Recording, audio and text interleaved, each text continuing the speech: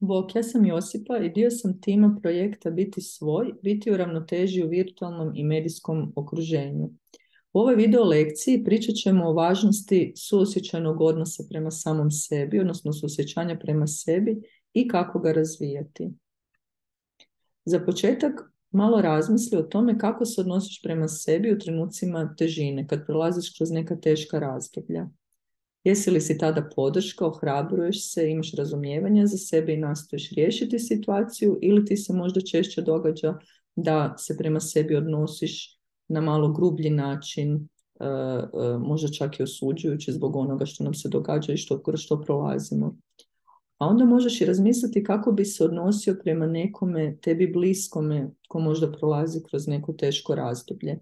Bi li mu bio podrška ili njoj podrška, ohrabrivao ju ili ohrabrivala ga, ili bi ga pak kritizirala. Vrlo je vjerojatno da bismo se prema nama bliskim ljudima odnosili na jedan topli, podržavajući način. Ono što su istraživanja pokazala, što je interesantno, je da se značajan dio ljudi, čak 78%, odnosi sa više suosjećanja prema drugima kad prolaze kroz neko teško razdoblje, nego što imaju razumijevanje i suosjećanja prema sebi kad im se događa nešto izazovno i teško. Dakle, više smo skloni pokazivati suosjećanje prema drugima nego prema samima sebi. Šta bi uopće značilo imati suosjećajan odnos prema sebi? Suosjećajan odnos prema sebi zapravo označava pozitivan emocionalan odnos prema sebi, pri čemu se osoba prema sebi odnosi sa brigom i nježnosti. Suosjećanost prema sebi je zapravo otvorena i motivirana vlastitom patnjom, znači nastoji riješiti uzrok naše težine, boli i emocionalne patnje, i pritom se prema sebi zapravo odnosimo sa brigom i nježnosti. Imamo puno razumijevanja prema tome što nam se događa, ne osuđujemo se, ne osuđujemo neke vlastite nedostatke i neadekvatnosti i neuspjehe, već smo svjesni toga da se teške situacije događaju i drugim ljudima, dakle da su teške situacije dio univerzalnog ljudskog iskustva, možemo reći zajednički dijeljenih ljudskih iskustava. Sama suosjećanost prema sebi sadrži 3 komponente. Prva je zapravo razumijevanje, odnosno svjesnost o tome što nam se događa, i ona podrazumijeva da u trenucima težine smo dovoljno prisutni da prepoznamo da nam se događa nešto što je za nas izazovno i teško. Međutim, da se sa tom situacijom ne identificiramo pretjerano, što zapravo znači da nećemo pomisliti kako smo mi u potpunosti ta situacija koja nam se događa. Dakle, mi imamo i druge događaje u našem životu, druge kvalitete, ne moramo se identificirati samo sa tim neugodnim emocijama koje su izazvane teškom situacijom. Druga komponenta suosjećanosti prema sebi je svjesnost o tome da su teška iskustva dio ljudskog iskustva, dakle nešto što zovemo zajednička čovječnost. Svi mi ljudi u ljudskom iskustvu prolazimo kroz teška razdoblja i ona nisu nešto što se događa samo nama ili nisu specifična samo za nas, već je to nešto što se zapravo u nekom trenutku događa i drugim ljudima. Dakle, može nam pomoći za suosjećajan odnos prema sebi to razumijevanje da su teške situacije i teška iskustva dio univerzalnog ljudskog iskustva.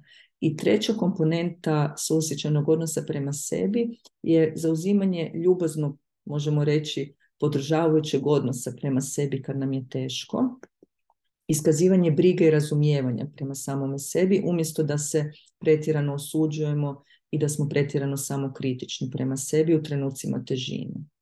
Postoje brojni mitovi i razlozi zašto se bojimo pokazivati suosjećanje prema sebi, pa ćemo spomenuti neke. Jedan od njih je da suosjećanost prema sebi znači da se sažalijevamo, odnosno da se samo sažalijevamo, no to zaista nije tako, jer ako si priznamo neke neugodne emocije koje osjećamo u trenucima težine, veća je vjerojatnost da ćemo ih iskontrolirati, izregulirati i da ćemo se uspješnije nositi sa problemom. Drugi mit vezan uz samo suosjećajnost, odnosno suosjećajnost prema sebi, je da nas ona može pokvariti. Da ako ćemo pokazivati brigu i nježnost prema sebi, da ćemo se prestati možda truditi oko nekih stvari, i slično, međutim to zaista nije tako, jer jedna bitna komponenta suosjećajnosti i suosjećajnog odnosa prema sebi je da donosimo onda i mudre odluke što se tiče vlastitog ponašanja i života. Dakle, suosjećajnost znači isto tako odabirati mudra ponašanja, ne bismo li riješili problem koji izaziva težinu kroz koju prolazimo. Također, jedan od mitova je da je suosjećajnost prema sebi sebična. Međutim, ono što danas znamo je da bismo uopće mogli biti dobra podrška drugima i značajna podrška drugima, jako je važno da smo i sami dobro, a za to je potrebno da smo prema sebi podržavajući i imamo razumijevanja u trenucima i vlastite težine. Također, još jedan od mitova je da suosjećajnost prema sebi vodi u narcizam. To također nije točno, jer se pokazalo u raznim istraživanjima da je veće samopouzdanje zapravo rizičan čimbenik za narcizam, dok suosjećajnost prema sebi zapravo neće izazvati tu jednu, možemo reći, pretjeranu usmjerenost na samoga sebe i vlastite potrebe. Zašto je samo suosjećanje važno? Provedeno je puno istraživanja o tome koliko je samo suosjećanje značajno za naše mentalno zdravlje i kvalitetu života, pa tako istraživanja pokazuju da osobe koje imaju veće samo suosjećanje, odnosno iskazuju više suosjećanja prema sebi, imaju i manje simptoma anksioznosti, iskazuju manje stresa, depresivnih simptoma, suicidalnost i samoozljeđivanje, te im se rjeđe dešavaju ruminacije, dakle preplavljenost ponavljajućim mislima. Isto tako studije pokazuju da samo suosjećanje unapređuje kvalitetu mentalnog zdravlja, da povećava sposobnost nošenja sa stresom, zadovoljstvo životom, emocionalnu dobrobit i otpornost. Sad, kako razvijati samo suosjećanje? Prvi korak i najvažniji korak je prepoznati našeg unutarnjeg kritičara.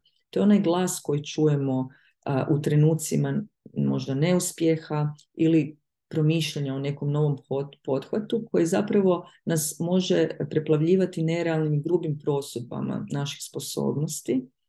I te vlastite misli, kritične misli koje možemo imati prema samome sebi, mogu imati jako negativan utjecaj na doživlje nas samih, ali i na mentalno zdravlje.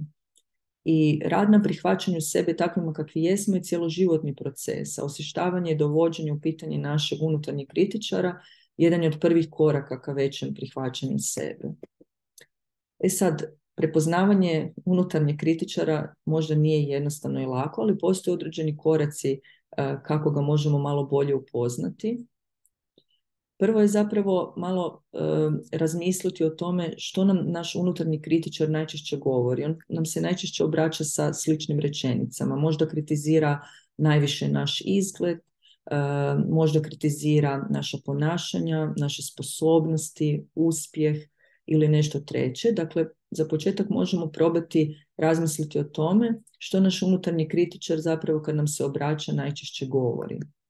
Zatim možemo pokušati malo osvijestiti si u kojim situacijama se taj naš unutarnji kritičar najčešće javlja.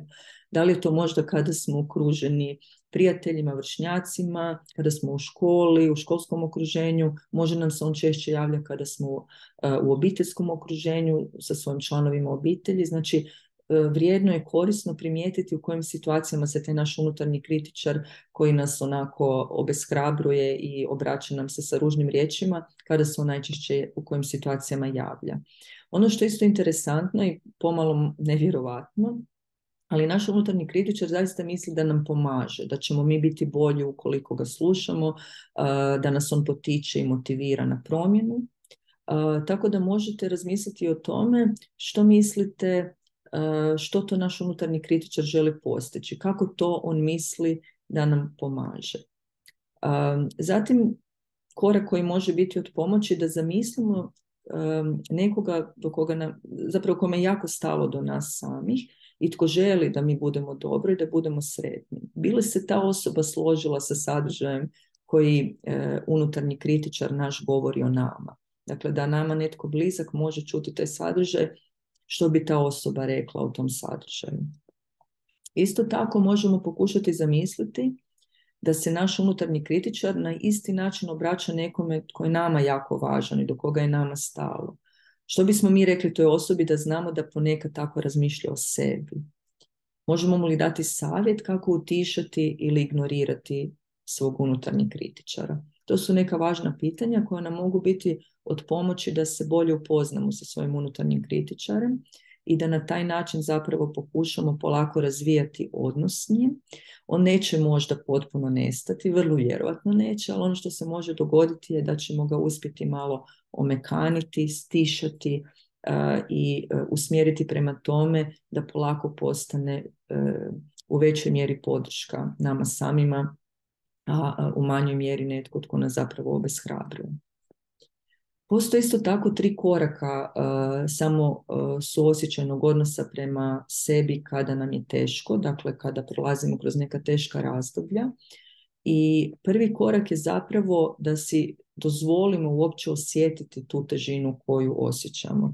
To je isto nešto što smo mi ljudi skloni preskočiti, odnosno ignorirati. Nije nam ugodno osjećati težinu, pa se nekad pravimo da se ona ne događa, ali zapravo teško ćemo biti dobro ako ju za početak barem malo ne dozvolimo, odnosno ne osvijestimo si da je ona tu prisutna. Tako da je jako važno da kad god osjetimo da nam se događa nešto što nam izaziva težinu, da si to za početak dozvolimo osjetiti. Pa si možemo u sebi reći, aha, sad primjećujem da se osjećam tužno, uznemireno, zabrinuto, ovo me baš emocionalno pogađa ili boli, ili ovo mi je baš jako stresno. Znači samo si priznati to je jedno stanje neugode koje nam se u tom trenutku događa.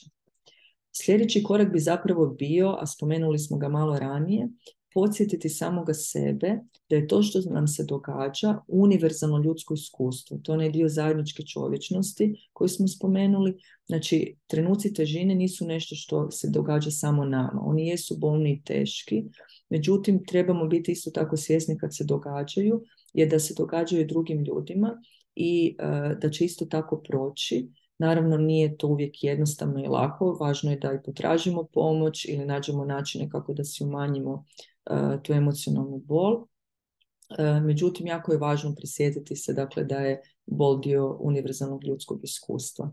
I onda slijedi taj treći korak zapravo koji je jako, jako bitan, a to je onda zapravo traženje načina da si tu težinu olakšamo i na način da budemo zapravo prema sebi dobri i podržavajući. Pa si možemo isto tako reći, ok, prihvaćam se i u ovoj situaciji i u ovim trenucima kad osjećam težinu, ili opraštam se zbog nečega, jer ako smo učinili nešto što je imalo određene posljedice za nas same ili na život ili druge, jako je važno su tako da se ne osuđujemo pretjerano, već da nastojimo riješiti taj problem ili situaciju ako je to moguće. Možemo si reći u tim trenucima bit ću strpljiv ili strpljiva sa sobom i pronaći načine zapravo kako da se ohrabrimo da se nosimo sa situacijom koja nam je teška, koja nam se događa, možda tako da potražimo podršku drugih koji su nam izvor podrške u životu, da pokušamo na neki drugi način pristupiti situaciji, da prošećemo možda, da popričamo s nekim tko nam je blizak, pa se tako osjećamo bolje, znači da nalazimo načine kako si biti podrška u trenucima težine.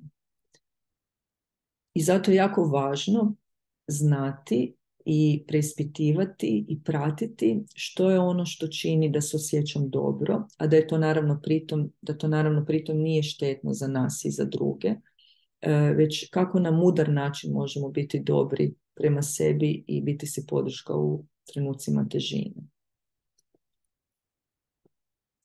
Ono što je važno zaključiti je da je suosjećajni podržavajući odnos prema nama samima zaista preduvjet kvalitetnijeg i ispunjenijeg života, jer tek kada se osjećamo podržano i dobro, imamo i više kapaciteta za stvaranje odnosa i pružanje podrške drugima.